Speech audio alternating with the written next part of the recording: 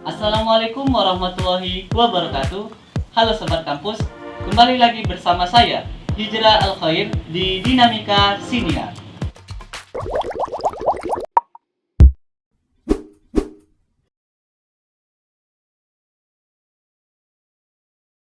Pada episode kali ini, Dinamika Siniar akan membahas tentang pergerakan dakwah di UIN Sumut bersama Abangda Rozi Gusti Rinaldi selaku Ketua Umum Lembaga Dakwah Kampus Al-Izza UINSU.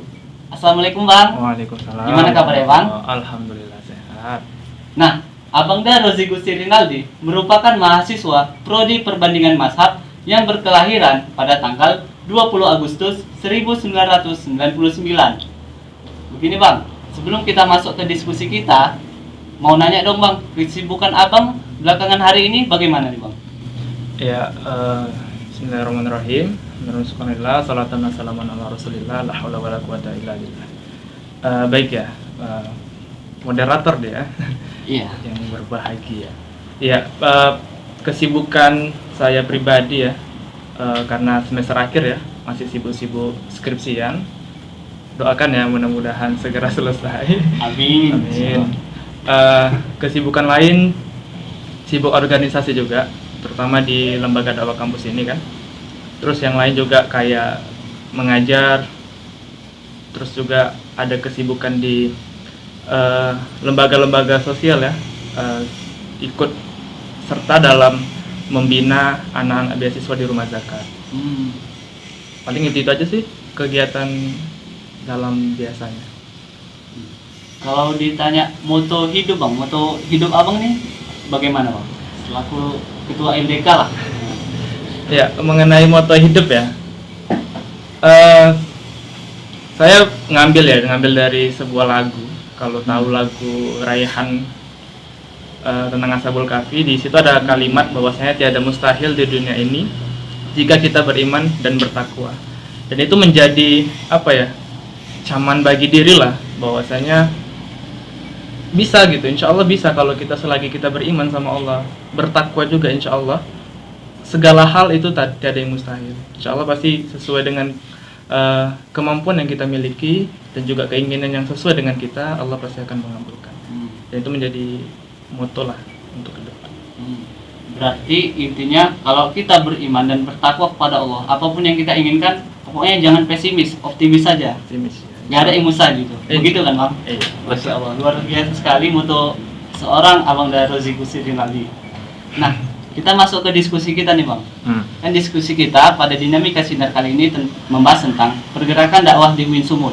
Nah, karena Abang Ketua LDK Al-Izza, boleh dong kenalkan kepada saya ataupun pemirsa semuanya bagaimana profil LDK Al-Izza UIN Sumut ini Bang? Ya, mengenai profil ya, perlu teman-teman ketahui juga bahwasanya LDK Al-Izza ini atau Lembaga Dakwah Kampus ya merupakan salah satu UKK UKM ya, dari ada 11 kita ya UKK UKM. Iya. Nah, salah satu Dinamika gitu kan, dan LDK juga menjadi salah satu UKK UKM intrakampus di bawah naungan Rektor UIN Sumatera Utara, yang mana kami ini bergerak di bidang dakwah keislaman. Terlebih itu juga pendidikan agama dan juga umum juga kami apakan, dan juga pembinaan anggota-anggota itu lebih karakternya ke islami dan mentalnya juga mental yang islami. Nah, LDK ini awal berdirinya begitu ya, bukan namanya langsung LDK begitu. Kalau dari ADART, nama kita itu FUMA, Forum Ukhuwah Mahasiswa. Itu diinisiasi oleh beberapa orang, dan akhirnya tahun depannya, tepatnya di November 94, alhamdulillah kita resmi menjadi organisasi intra kampus. Dan pada saat itulah berubah menjadi namanya Lembaga Dakwah Kampus. Dulu masih Lembaga Dakwah Kampus IAINSU. Terus berjalannya waktu akhirnya berubahlah menjadi sampai sekarang LDK Al-Izza ditambah Al-Izza UIN Sumatera Utara. Dan kita ada 8 departemen ya kalau misalnya mau tahu juga. Dan ada departemen namanya kaderisasi, humas dan jaringan, syiar dan pelayanan, kajian pelatihan, keakhwatan, koordinasi fakultas, dan dana usaha ada 8 lah pokoknya. Dan juga kita ada di setiap fakultas itu punya namanya LDK fakultas. Jadi ada 8 fakultas. Alhamdulillah di setiap fakultas kita juga memiliki lembaga dakwah fakultasnya. Itu supaya apa Bang? Supaya kinerja dakwah kita lebih meluas lagi, lebih terarah lagi begitu. Kurang lebih seperti itulah profil singkat. Berarti dulunya ini bukan LDK Al-Izza ya Bang? Dulunya itu dari FUMA ya, Forum Ukhuwah Mahasiswa, berubah menjadi Lembaga Dakwah Kampus, berubah lagi menjadi Lembaga Dakwah Kampus Al-Izza. Ada tambahnya Al-Izza. Bahkan kemarin itu sempat ketika kita milad ya, kan itu sharing session ya sama-sama alumni yang pertama, bahwasanya namanya bukan FUMA dulu, malah FKIB dikatakan, Forum Kajian Islam dan Bahasa. Itu ketika kemarin kan kami barusan ini ya milad ya ke-28. Di situ cerita sama alumni bukan FUMA, FKIB. Tapi ya wallahu alam lah bagaimana ketika itu ADART dibuat di situ Forum Ukhuwah Mahasiswa. Berarti terus bertransformasi lah namanya itu.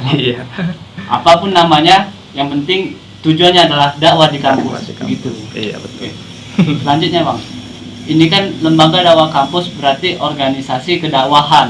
Nah, mungkin ini seperti pertanyaan kuliah sih Bang. Nah, macam-macam dakwah itu apa aja sih Bang? Ya, macam-macam dakwah ya.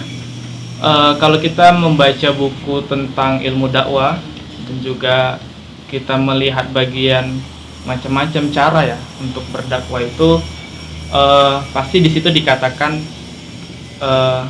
kita kembali ke Al-Quran surah An-Nahl 125 gitu ya, yang berbunyi a'udzubillahi minasyaitonirrajim, bismillahirrahmanirrahim, ud'u ila sabili rabbika bil hikmah, serulah manusia ke jalan Allah dengan cara hikmah. Itu yang pertama. Cara yang pertama itu dengan cara hikmah. Wal mau'izatil hasanah, dan dengan pengajaran yang baik. Wajadilhum billati hiya ahsan, dan ketika ada perdebatan maka debatlah dengan cara yang baik pula. Inna rabbaka huwa a'lamu biman dhalla an sabili wa huwa a'lamu bil muhtadin. Jadi dalam Quran surah An-Nahl itu ada 3 ya. Dengan cara hikmah, dengan cara pengajaran yang baik, dan ada perdebatan kita debat dengan baik gitu. Nah, dengan hikmah ini maksudnya apa? Hikmah ini kita kalau secara bahasanya artinya bijaksana ya.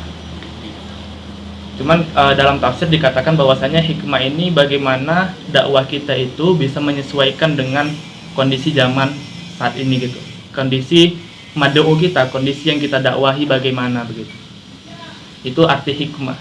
Terus yang kedua, mau'izatil hasanah, dengan pengajaran yang baik. Kita berdakwah tentunya mengikuti dakwah Rasulullah begitu ya. Kita melihat Rasulullah itu dakwah itu enggak dengan kekerasan, pengajarannya itu sangat baik ya. Maka pun kita selaku lembaga dakwah kampus seharusnya bisa mengikuti cara Al-Quran ini juga, pengajaran yang baik. Dan yang ketiga itu adalah wajadilhum billati ahsan, berdebat dengan yang baik. Kita memang dalam Islam ya menjauhi lah istilahnya dengan kata debat itu gitu kan. Jangan sampai kita berdebat dengan hal-hal yang mungkin tidak perlu. Tapi ulama juga mengatakan jikalau kita mempunyai dalil yang bagus, sama-sama mempunyai dalil, nggak apa-apa kita berdebat menyampaikan apa yang kita punya gitu. Nah, tapi ketika lo memang dalam hal kita berdakwah ada yang perlu kita debatin, ya kita harus melaksanakannya dengan baik. Pernah dengar nggak kisah Imam Abu Hanifah kalau nggak salah ketika bersama ulama ateis, ketika sama orang-orang ateis gitu, sampai ada pertanyaan-pertanyaan gitu ya. Ini kan berdebat nih antara ateis sama Imam Abu Hanifah. Mungkin nanti kalau misalnya salah boleh diperbaiki. Jadi ketika itu ada pertanyaan gitu kan, beberapa pertanyaan, cuman yang saya ingat itu pertanyaannya setan itu kan masuk neraka nanti ya. Sedangkan setan itu tercipta dari api gitu ya, dan neraka itu api juga gitu kan. Bagaimana setan itu bisa merasakan sakitnya itu? Dengan bijaknya, dengan baiknya ya, Imam Abu Hanifah itu malah menampar orang ateis itu gitu kan. Terus apa yang kita bisa ambil gitu kan? Bahwasanya tangan Imam Abu Hanifah ini terbuat dari kulit juga gitu kan, Iya. dari tanah gitu. Terus pipinya si ateis itu kan dari kulit juga, tanah gitu kan. Sakit nggak? Sakit kata orang ateis itu. Begitulah. Jadi ketika ada perdebatan-perdebatan itu kita coba dengan baik. Tentunya itu dengan ilmu ya. Harus ilmu kita harus banyak biar bisa berdebat kita pun dengan cara yang baik pula. Nah, itu 3 cara metode kita yang di dalam Al-Qur'an disebutkan untuk kita bagaimana bisa berdakwah. Nah, berarti dakwah kampus ini ada 3 ya? Berdasarkan surah An-Nahl ayat 125 tadi. Yang pertama ada dengan cara hikmah. Yaitu yang kedua dengan mauizah, dengan ngasih pelajaran yang baik-baik. Yaitu yang ketiga adalah debat, tapi dengan cara yang baik. Contohnya seperti Abu Hanifah tadi, yang juga bertemu dengan seorang ateis, bertemu dengan seorang ateis, dan orang ateis ini bertanya kepada Imam Abu Hanifah, setan itu kan terbuat dari api. Ya. Kalau dia nanti masuk neraka, apakah dia tetap kesakitan? Nah, saking bijaknya seorang Imam Abu Hanifah ini, dia menampar seorang ateis itu, yang dimana secara logika kan kita sama-sama terbuat dari tanah, dan tanah kena tanah kan seharusnya nggak sakit, ternyata sakit. Nah, berarti debat yang dilakukan Abu Hanifah sangat baik sekali ya pada waktu itu. Nah, itu macam-macam dakwah yang abang paparkan tadi. Nah, selanjutnya di dakwah kampus UIN Sumut, abang selaku ketua LDK Al-Izzah, dakwah yang seperti apa bang dari yang 3 contoh itu tadi bang yang diterapkan di UIN Sumut? Ya, yang diterapkan di LDK Al-Izzah ya. Tadi ada 3, al-hikmah, wal mau'izatul hasanah, dan wajadilhum billati ahsan. Nah, itu adalah metode yang dari Al-Qur'an begitu ya. Namun ada juga jenis-jenis dari dakwah itu begitu. Jenis-jenis dakwah itu ada 6 kalau tidak salah ya. Yang pertama itu ada dakwah fardiyah, ada dakwah ammah, dakwah bil lisan, bil hal, bil tadwin, dan bil hikmah. Nah, dari 6 jenis ini apa sih yang menjadi LDK itu menjadi dakwanya begitu kan? Yang dipakai itu apa? Nah, kalau kita melihat semuanya itu tentu semua akan dipakai oleh LDK begitu. Hal ini sesuai dengan hadis ya, hadis Nabi. Man ra'a minkum munkaran falyughayyir biyadi. Fa illam yastati bilisani, fa illam yastati fa biqalbi. Zalika adaful iman gitu ya. Jadi ketika kita melihat kemungkaran, kita coba dengan tangan atau dengan kekuasaan kita. Fa illam yastati, kalau kita nggak sanggup, ya kita dengan lisan, fabilisanihi, dengan lisan kita untuk menyampaikannya gitu. Kalau kita nggak sanggup juga, fabiqalbi, dan itu adalah dengan hati, dan itu adalah selemah-lemahnya iman begitu kan. Jadi semua metode cara itu dipakai sama LDK Al-Izzah. Sesuai dengan hadis Nabi tadi itu kan, kalau misalnya kita nggak bisa dengan kekuasaan kita, istilahnya kita kan nggak berkuasa juga ya. Bisa dengan tangan lah, nggak bisa melakukan atau mencegah. Kita dengan lisan kita begitu ya. Kalau kita nggak bisa dengan hati kita. Nah, dengan jenis-jenis tadi itu juga ada 6 tadi, dakwah fardiyah, ammah, dan lain sebagainya itu. Yang lebih sering memang LDK gunakan itu adalah dakwah fardiyah. Dakwah fardiyah itu maksudnya apa? Kita langsung tertuju kepada orangnya begitu. Misalnya kita buat kayak sekelompok orang, kita jumpa kan, dan kita di situ memberi arahan-arahan kita, nasihat-nasihat kita kepada orang-orang itu. Kalau di LDK sendiri itu namanya mentoring ya, perkumpulan itu. Dari dakwah fardiyah itu lebih mengena ke pribadi mad'u kita, ke pribadi orang-orangnya begitu kan. Karena ya kita di mentoring itu memang diwajibkan itu untuk setiap kader itu sepekan sekali itu melaksanakan mentoringnya gitu. Itu untuk dakwah fardiyah. Nah, dakwah ammah kita itu seperti mungkin tahu ya, LDK itu setiap Jumat insya Allah selalu mengadakan kajian-kajian. Kami kalau nggak mengadakan kajiannya di masjid secara online gitu. Dan itu termasuk dakwah ammah gitu kan. Ketika ada kajian yang orang satu ustadz lah yang mengisi dan dilihat oleh banyak orang begitu kan, kader-kader terutama ya, kader-kader LDK Al-Izzah Winsu. Dan begitu. Dan kalau misalnya lihat zaman sekarang ya, yang paling disukai mungkin dakwah-dakwah yang berupa konten gitu ya, apalagi daring ini kan. Media sosial. Media gitu. sosial betul. Banyak kader-kader kita yang memang lebih bergerak di sana gitu. Mungkin dari poster atau mungkin dari video juga. Apalagi sekarang ada reels di Instagram gitu ya. Atau mungkin juga lihat ya karya-karya LDK di YouTube. Kami ada buat film pendek dan itu salah satu menjadi kesukaan kader-kader gitu. Bahkan ada rencana nih mudah-mudahan ya mau buat film agak panjang sedikit dan nanti kayak dibuat apa gitu lah. Ya mudah-mudahan sebelum berakhir kepengurusan terbuat. Itulah kurang lebih. Jadi dakwah itu banyak dan kita sesuai dengan kemampuan kita, apa yang bisa kita lakukan selagi itu baik, itu udah termasuk dakwah. Nah, tadi Abang ada menyebut YouTube LDK ya. Boleh dong kenalkan kepada kami ataupun pemirsa lainnya nama YouTube-nya apa, Bang? Ya. Biar kami bisa menonton juga nanti, Bang. YouTube LDK tuh Izzasu Channel, mungkin bisa lihat dulu ya. Nah, teman-teman pemirsa jangan lupa subscribe channelnya ya dan lihat semua videonya, video kedakwahannya. Nah, itu kan tadi sekilas Abang jelaskan tentang dakwah secara daring ya kebanyakan. Nah, kalau luring ini gimana, Bang, biasanya? Sama seperti yang tadi saya sampaikan, bahwasanya dakwah kita ini fleksibel gitu ya.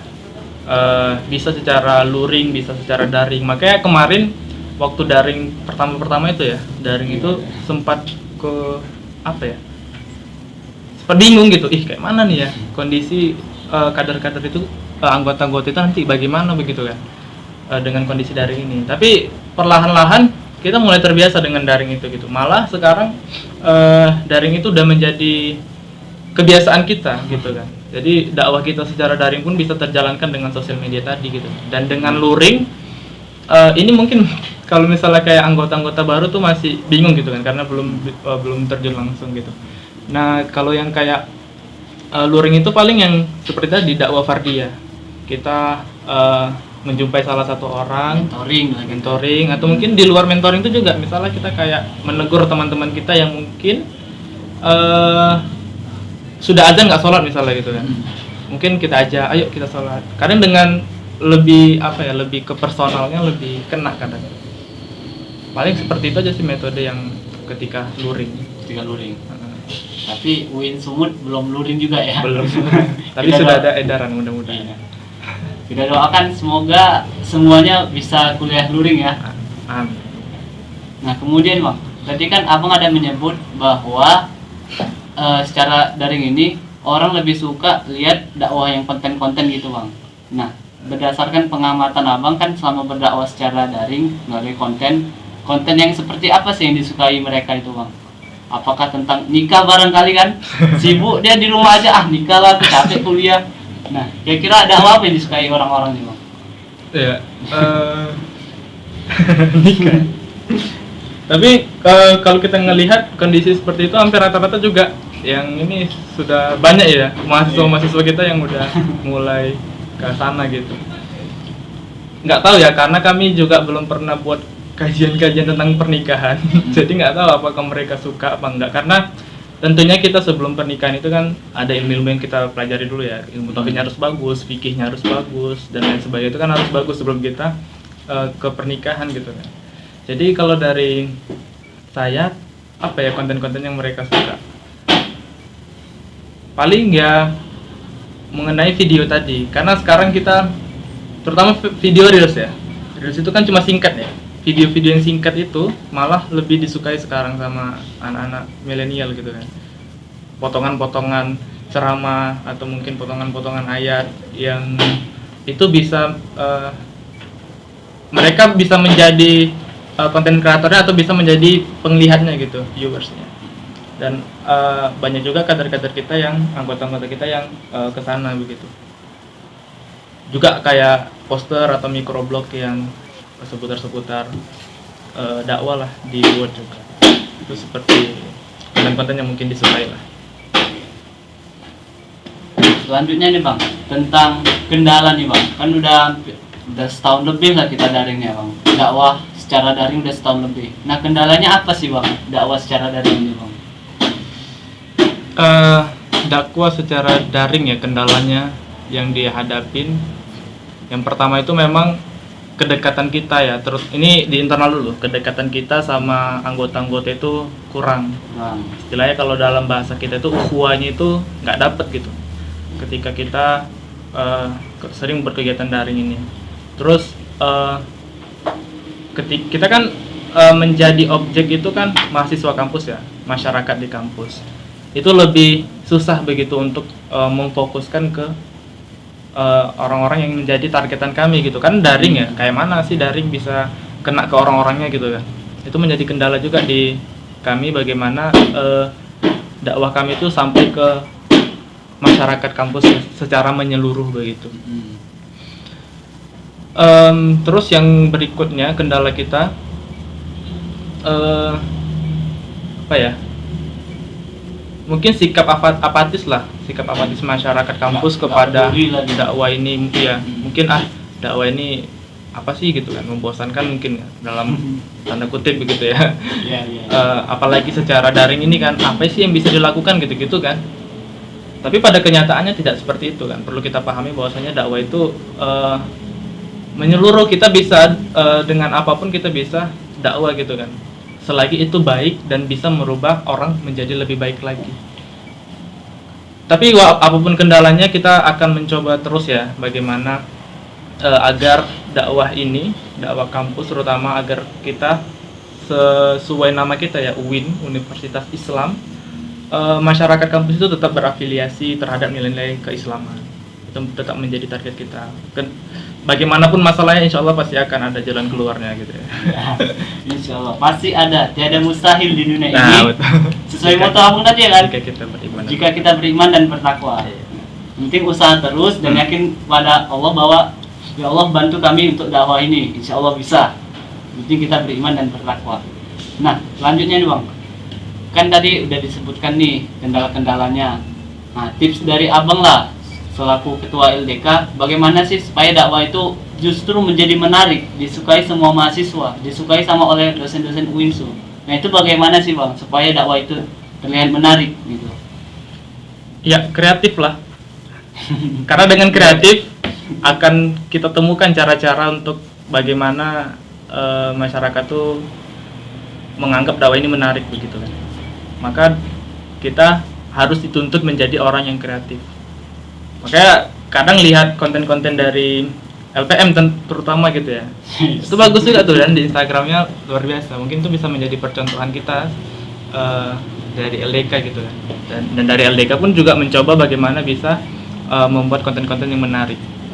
Dan kemarin yang masalah video juga, alhamdulillah kemarin LDK mendapat apresiasi tuh di Expo Kreativitas Mahasiswa. Alhamdulillah dapat juara 2 atas video hijrah. Nama saya. Ya nanti mungkin bisa dilihat. Nama saya. Padahal saya nggak ikut buat video loh, tapi ada nama saya. Gitu. Nanti dia aja ya. Alhamdulillah. Ya. Jadi dari video itu malah diapresiasi luar biasa sama ketua apa ya? Lupa. Pokoknya di bagian LPM, lembaga itu kan.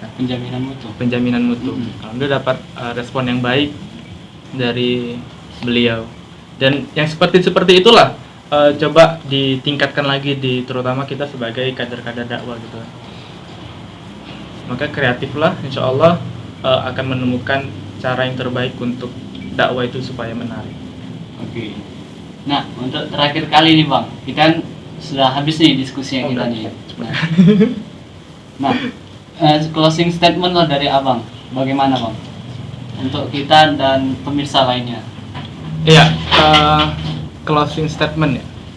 Pandemi ini membuat kita kaget ya akan seluruh kondisi. Tapi dari pandemi ini kita belajar bahwasannya kita harus bergerak bagaimanapun keadaannya. Seperti kisah, mungkin teman-teman tahu juga bahwasannya ketika itu Siti Hajar ditinggalkan oleh Nabi Ibrahim begitu di padang yang sangat tandus bersama anaknya Ismail yang masih bayi begitu kan. Jadi di saat itu Siti Hajar bingung gitu kan dengan kondisi ini, bagaimana bisa melakukan segala hal begitu. Sampai akhirnya anaknya ini Nabi Ismail itu nangis begitu kan, karena kehausan dan kelaparan, karena pada saat itu mereka tak bawa bekal dan tak bawa minuman begitu. Sampai akhirnya Siti Hajar itu berlari kan dari Safa ke Marwah, walaupun dia tahu di Bukit Safa itu akan sama hasilnya, nggak ada orang juga gitu kan, dengan padang yang tandus itu gitu. Itu dikelilingi sampai 7 kali begitu. Iya. Tapi dari situ Siti Hajar yakin gitu ya, bahwasanya selama ini ketentuan Allah itu pasti akan ada hal keajaiban yang akan datang dari Allah begitu. Dan ternyata benar ada gitu. Dari situlah Nabi Ismail kan itu lagi nangis ya, dengan kakinya yang ngapain tanah itu keluarlah namanya air Zam-Zam gitu kan. Bukan dari kedua bukit yang kita lalui itu yang ada keajaiban, malah keajaiban itu berada di kakinya Nabi Ismail yang mengeluarkan air Zam-Zam. Maka dari itu kita bisa ngambil kesimpulan, walaupun kita sekarang ini pandemi ya, untuk seluruh aktivis dakwah kampus se-Indonesia lah kan, terutama juga di UIN Sumatera Utara, bergeraklah, beramallah selagi kita yakin kepada Allah Subhanahu wa taala, selagi kita bertakwa kepada Allah Subhanahu wa taala, Allah akan memberikan keajaiban-keajaiban dari setiap perbuatan yang kita lakukan. Maka dari itu bergerak dan jangan berhenti begitu. Kalau misalnya capek ya istirahat bentar gitu, terus bergerak lagi gitu. Ya itu mungkin closing statement dari saya kembali. Terima kasih Abang Da atas closing statementnya. Boleh pemirsa ingat kisah Ismail itu, kisah Ismail waktu kecil yang ditinggalkan oleh Nabi Ibrahim bersama istrinya Siti Hajar. Nah, jadi walaupun gak ada makan, mereka terus berusaha dan tetap bertawakal pada Allah. Dan mereka yakin bahwa semua ini gak ada yang mustahil. Nah, selagi kita berusaha dan terus berusaha, pasti ada suatu hal yang terjadi. Ada suatu keajaiban yang akan terjadi. Demikian di Dinamika Siniar kali ini.